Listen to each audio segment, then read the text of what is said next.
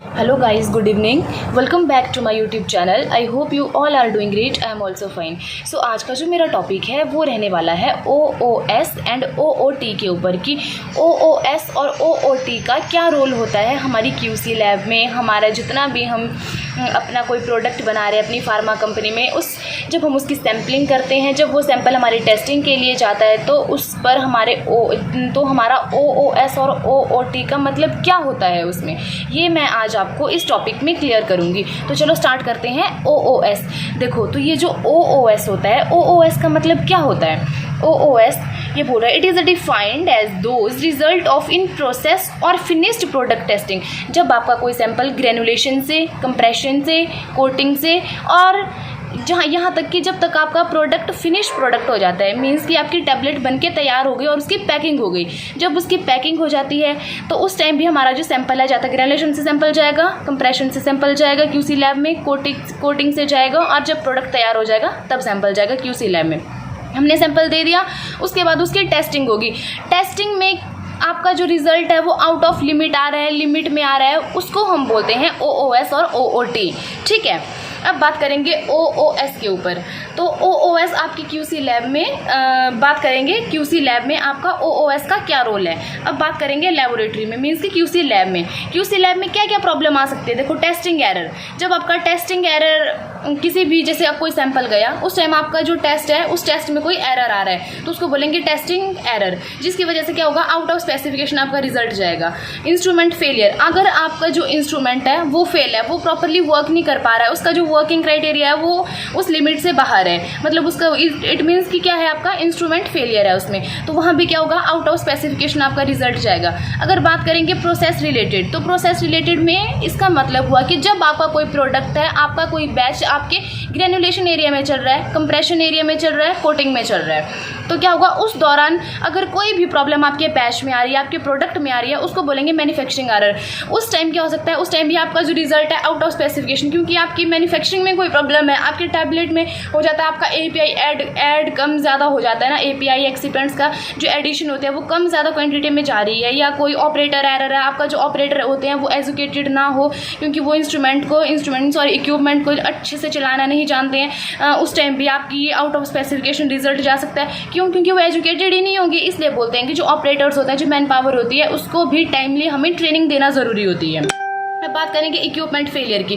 अगर जो आपका इक्विपमेंट होगा, इक्विपमेंट फेलियर कैसे होगा, जब आपको इक्विपमेंट का टाइमली कैलिब्रेशन नहीं हो पाएगा। कैलिब्रेशन और वेरिफिकेशन बहुत ही ज़रूरी होता है आपके इक्विपमेंट्स का। इक्विपमेंट फेलियर में क्या होगा कि अगर आप उसका टाइम के अकॉर्डिंग आप उसका कैलिब्रेशन करेंगे, कुछ जो आपके इक्विपमेंट्स होते हैं उनका 6 मंथ्स, आफ्टर 6 मंथ उसका कैलिब्रेशन होता है, कुछ होते हैं उसका 1 साल बाद होता है, 3 महीने बाद होता है, इसको बोलते हैं हम इक्विपमेंट फेलियर, जिसकी वजह से भी आपका आउट ऑफ स्पेसिफिकेशन रिजल्ट जा सकता है। अब बात करेंगे सैंपल होमोजेनिटी। सैंपल होमोजेनिटी में क्या होता है कि उसमें क्या हो सकता है, हैंडलिंग ऑफ सैंपल हो जाता है। कुछ बच्चे न्यू ट्रेनी आते हैं, वो भी अपना काम कर रहे होते हैं, उस टाइम उनको हैंडलिंग नहीं आती है सैंपल की करने, नहीं, इसको QC लैब में तो हम बोल नहीं सकते। फॉर एग्जाम्पल जैसे ग्रेनुलेशन से आपको कॉम्पोजिट सैंपल जाता है या कोई भी सैंपल जाता है, बल्क का ही सैंपल जा रहा है, फॉर एग्जाम्पल उस टाइम जो QA पर्सन होता है वो क्या करेगा, सैंपल निकालेगा वहाँ से। तो हैंडलिंग ऑफ सैंपल, अगर आप सैंपल की हैंडलिंग भी प्रॉपरली नहीं कर पा रहे हो, अगर QC लैब में जा रहे QC वाले भी उसकी हैंडलिंग प्रॉपरली नहीं कर पाते हैं, उस टाइम भी क्या होगा, आउट ऑफ स्पेसिफिकेशन रिजल्ट जा सकता है, सैम्पलिंग एरर भी हो सकता है उसमें।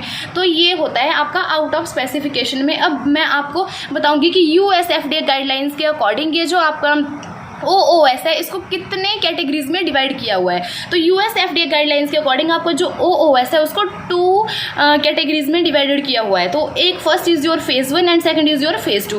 फेज 1 में बात करेंगे लेबोरेटरी इन्वेस्टिगेशन। उसमें क्या करेंगे हम, सबसे पहले उसमें लेबोरेटरी इन्वेस्टिगेशन करेंगे, जिसमें फर्स्ट इज योर, जो मैंने आपको पहले भी बताया कि आपको क्या करना है, प्रॉपर टाइमली आपको क्या करना है, कोई इंस्ट्रूमेंट का कैलिब्रेशन करना है। Re examination of the glasswares की, इट मीन्स ये सोच लो कि आपके जितने भी ग्लासवेयर्स आपके यूज़ हो रहे हैं, आपकी लैब्स में, आपकी QC लैब में जितने भी ग्लासवेयर्स यूज़ हो रहे हैं, उन ग्लासवेयर्स को प्रॉपरली उनकी टेस्टिंग होनी चाहिए, मतलब कि वो चेक होनी चाहिए, वो प्रॉपर कि वो सही है नहीं है, ये सारी चीज़ें आपके आएंगी फेज़ 1 में। अब अगर बात करें फेज़ 2 में, जिससे फुल स्केल में देखा जाएगा सारी चीज़ें, फेज़ 2A और फेज़ 2B। फेज़ 2A में आएगा आपका प्रोडक्शन प्रोसेस रिव्यू।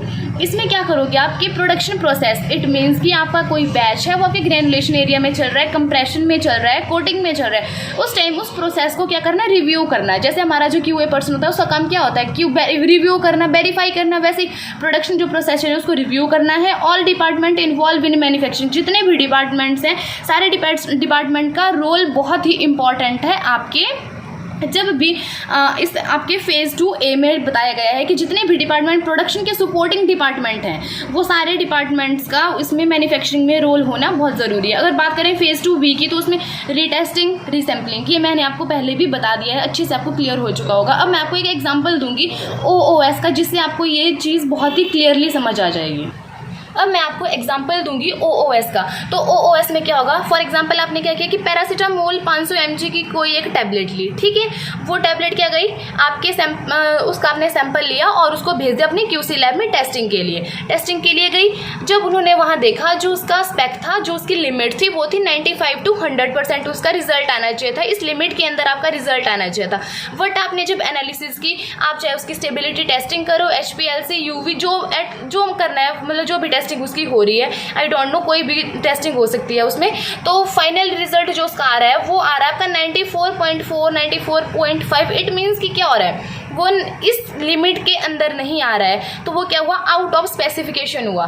तो that is your OOS। I think आपको ये समझ आ गया होगा। अब हम बात करेंगे OOT के बारे में कि OOT क्या होता है। OOT means out of trend, A time dependent result which falls outside a prediction interval. OOT is the comparison of many historical data values versus time. OOT का मैं अगर मोटे मोटे शब्दों में बात करूं OOT की, तो OOT का मतलब होता है कि इसमें क्या करोगे, जो आपका रिजल्ट होगा, ठीक है, उस रिजल्ट को आप क्या करोगे, अपने हिस्टोरिकल डेटा से क्या करोगे, मैच करोगे, कंपेयर करोगे कि जो आपका हिस्टोरिकल डेटा था उसकी लिमिट कितनी थी और ये जो अब हमारा जो रिजल्ट आ रहा है उसकी वो कितने उस लिमिट के अंदर आ रहा है, नहीं आ रहा है, वो सारी चीज़ें हम इसमें चेक करेंगे कि हिस्टोरिकल डेटा से मैच करेंगे। तो वो होता है आपका OOT। अब मैं आपको एग्जाम्पल के थ्रू ये चीज़ समझाने की कोशिश करूँगी। इसमें भी देखो वैसे ही समझाऊंगी। इसमें क्या किया, हमारे पास थी PCM की कोई टैबलेट थी, ठीक है, PCM की टैबलेट ली हमने, 500 mg की टैबलेट थी, उसका सैंपल गया आपका QC लैब में, उसकी जो स्पेक था, उसकी जो लिमिट थी वो है हमारे पास 95 to 105%, ठीक है। बट जब हमने एनालिसिस की, जब आप उसकी स्टेबिलिटी टेस्टिंग करोगे तो स्टेबिलिटी टेस्टिंग में पर आपको इसमें ये पता होना चाहिए आउट ऑफ ट्रेंड में कि इसमें क्या होता है, 3 months, 6 months, 9 months और 12 मंथ्स। क्या किया आपने, 3 मंथ्स पहले जब आपने इसकी टेस्टिंग करी थी तो उस टाइम जो आपका रिजल्ट था वो आया था 101%। सोच के चलो, ये 101% आया। बट जब हमने इसके बाद इसको ये छठे महीने में जब हम इसकी टेस्टिंग कर रहे हैं तो उसका रिजल्ट जो आपके पास आ रहा है वो आ रहा है 98%, ठीक है। जबकि मैंने बताया इसका रिजल्ट आना कितना चाहिए था, इसमें अगर हम मान के चलें कि इसका रिजल्ट +- 2% ऊपर नीचे हो भी सकता था। बट अब अगर जब हम देख रहे हैं तो इसका रिजल्ट आ रहा है 98%। क्या हो गया कि बहुत ही कम चला गया, +-2 में भी रहता तो भी चल पाता, बट ये कितना कम हो गया, 98%। जब हमने इसको क्या किया, अपने हिस्टोरिकल डेटा से हमने इसको कंपेयर किया। इट मीन्स कि हमने जो 3 महीने पहले का डेटा था, जब हमने इसको उसके साथ कंपेयर किया तो हमने देखा कि इसका तो 101% था और अब जो आ रहा है वो 98% आ रहा है। मैंने कहा कि इसमें अगर +-2 होता तो भी चल पड़ता, बट हमारा 98% है। इट मीन्स कि ये क्या हो गया, हमारा आउट ऑफ ट्रेंड चला गया है। तो इसको बोलेंगे हम आउट ऑफ ट्रेंड। जैसे हमने फाइनल रिजल्ट देखा वो 98% था, जब कंपेयर किया प्रीवियस रिजल्ट से तो क्या हो गया, वो मिसमैच हो गया, वो उसके अकॉर्डिंग जितना हमें जो था उस अकॉर्डिंग हमें मिल नहीं पाया। इट मीन्स कि वो सिग्निफिकेंट वेरिएशन शो कर रहा है अपने हिस्टोरिकल डेटा से, तो इसको हम बोलेंगे OOT। आई थिंक आपको आज का जो टॉपिक है वो अच्छे से समझ आया होगा। आज की वीडियो को मैं इधर ही ख़त्म करती हूँ, मिलते हैं नेक्स्ट लेक्चर के साथ। Thank you.